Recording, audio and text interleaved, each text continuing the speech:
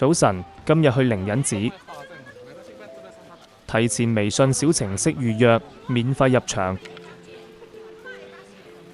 踏入靈隱飛來風景區，首先來到這座高約168米的石灰岩山峰，雖然唔算高，但石間分佈着5代至元代的造像，有約300多處。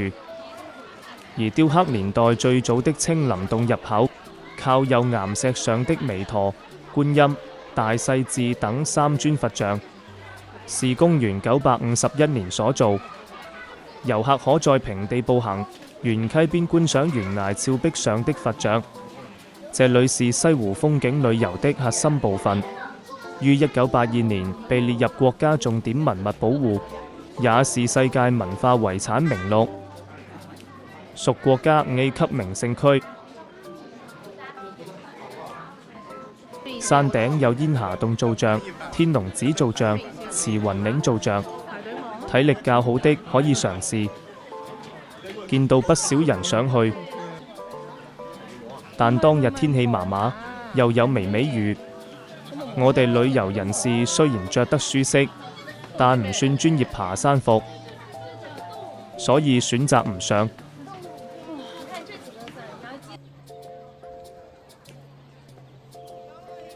自身原地都已經夠震撼眼球，真心覺得冇來錯。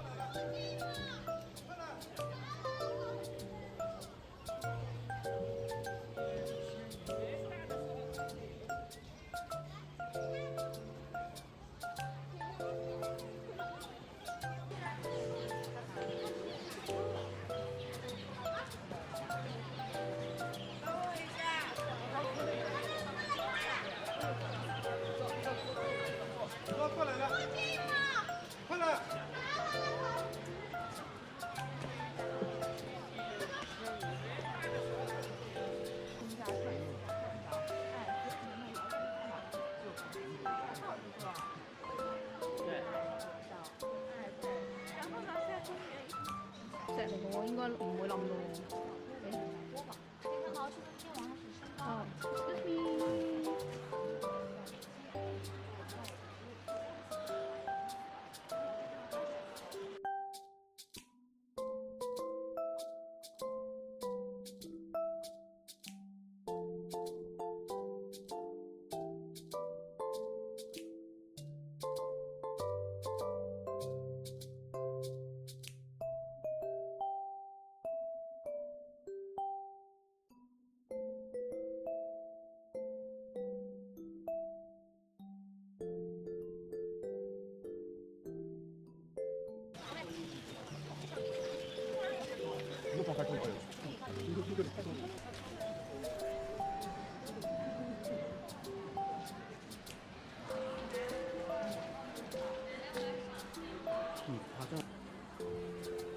杭州靈隱寺又稱雲林禪寺，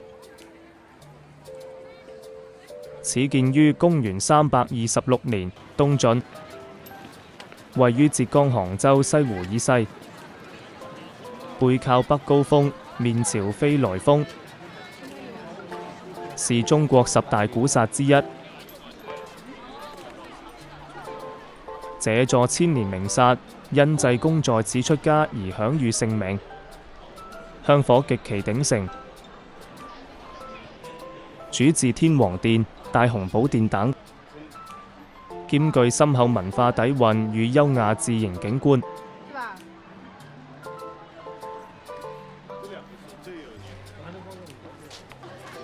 據說印度僧人為你來到中國傳教，因此地景色奇優，以為是仙靈所引，就在當地建立寺院，取名為靈隱。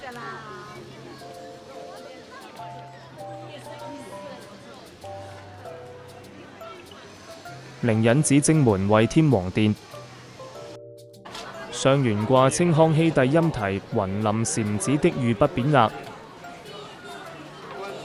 殿內正面佛龕供奉彌勒佛，兩側為怒目圓睜的4大天王。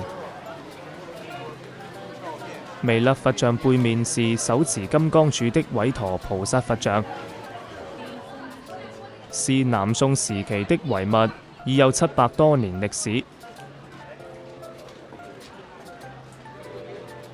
經過天王殿後的庭院，便進入靈隱寺的主殿大雄寶殿。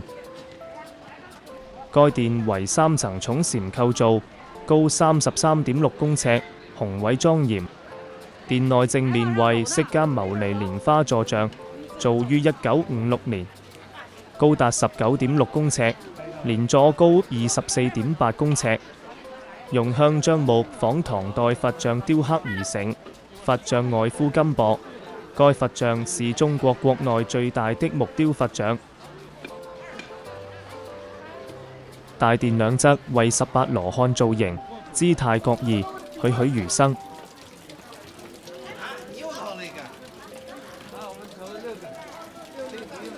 全寺海拔最高，也是中軸線上的最後一座大殿——華嚴殿。該殿主要供奉華嚴三聖，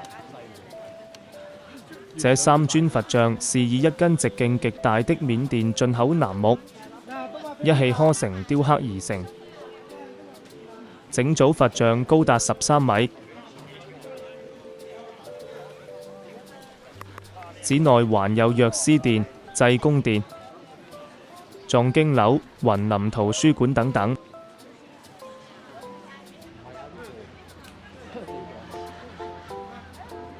空海大師、弘法大師銅像位於華嚴殿前山坡的竹林中，為紀念這位日本真言宗開山祖師。於804年入唐求法時，曾途經杭州參拜靈隱寺。此像象徵中日佛教交流，主要為紀念中日友好而立。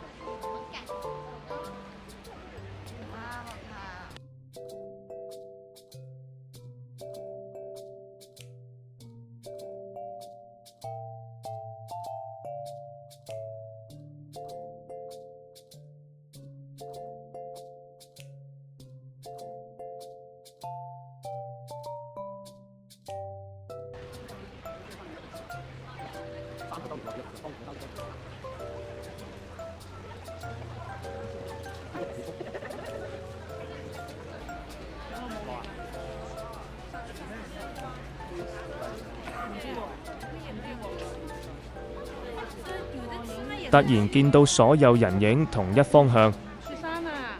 雪山啊！原來遠處有雪山。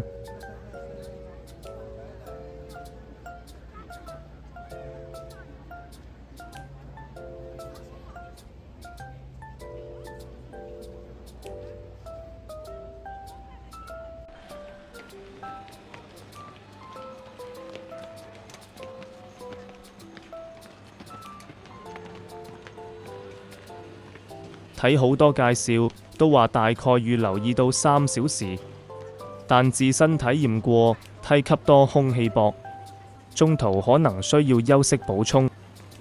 各方各面等等，4到5小時會好啲。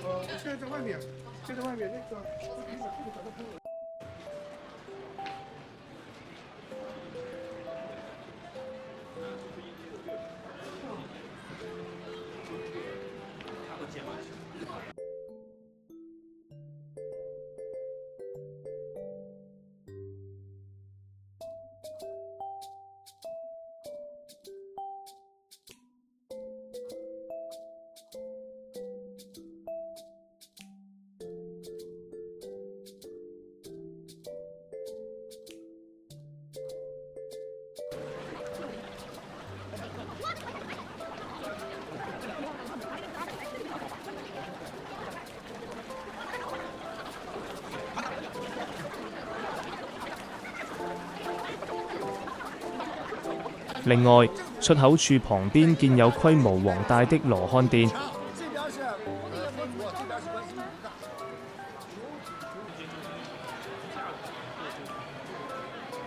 內有500羅漢像，神態、服飾各不相同。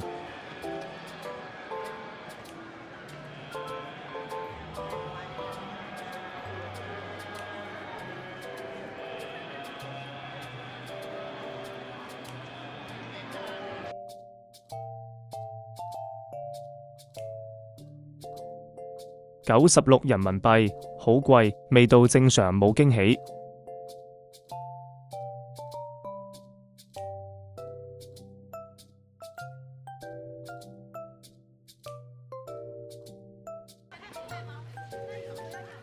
看啥宝贝了？看小猫咪了这里。哎呀，猫猫也没有看到过啊。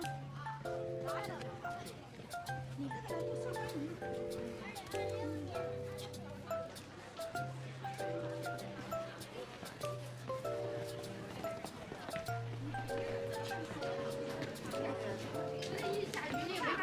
食飽飽，唞咗一陣，繼續往上行。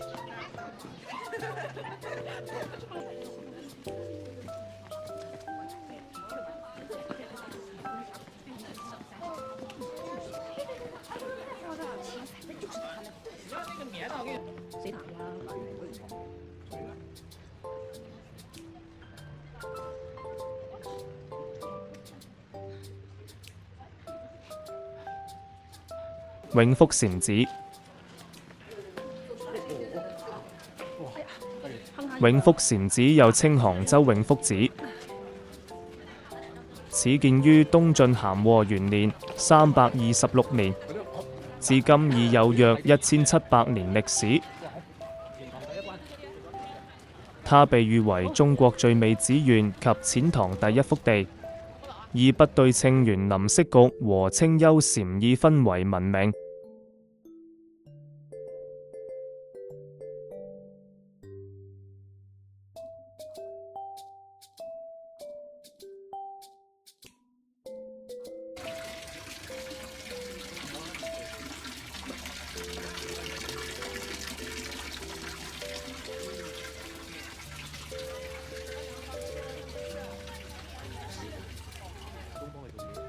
永福寺不同於傳統寺廟的中軸線對稱格局，其建築群依山而建，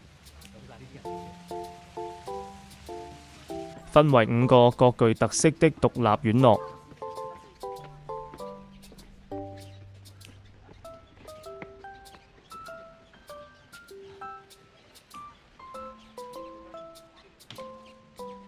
普元正院，主殿為觀音寶殿，充滿慈悲氛圍。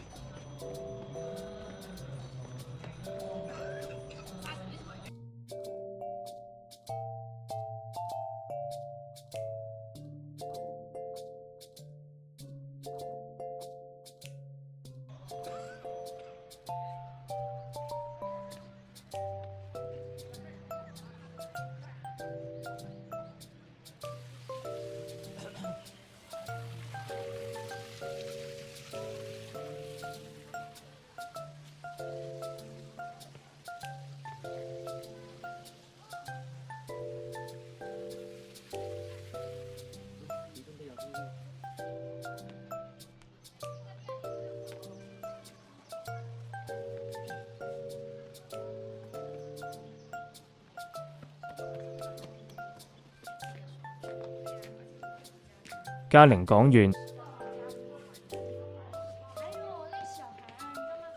內有泛奶堂，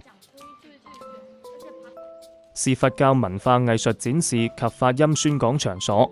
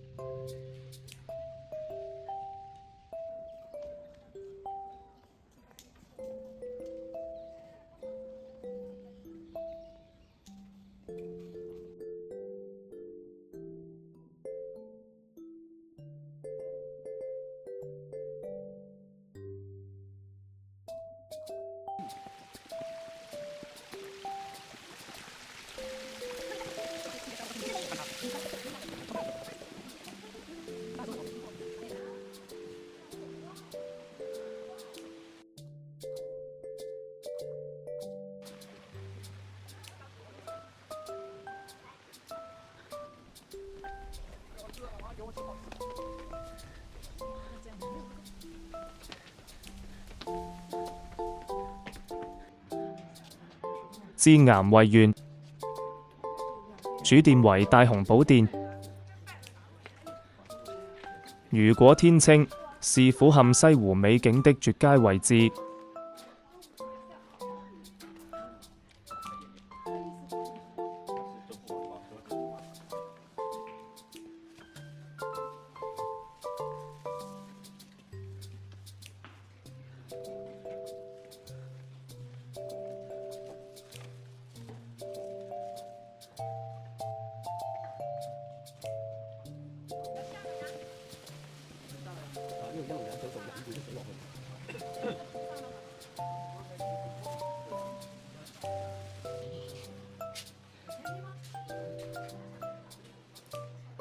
古香禪院，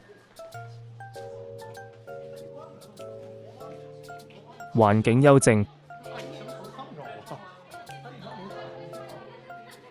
藏有精美的釋迦牟尼佛像。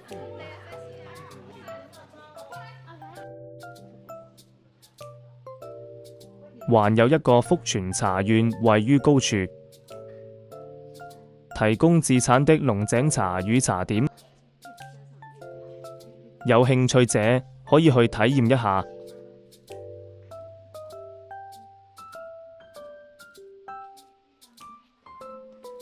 我雙腳已跛，說好的發起子都無法繼續。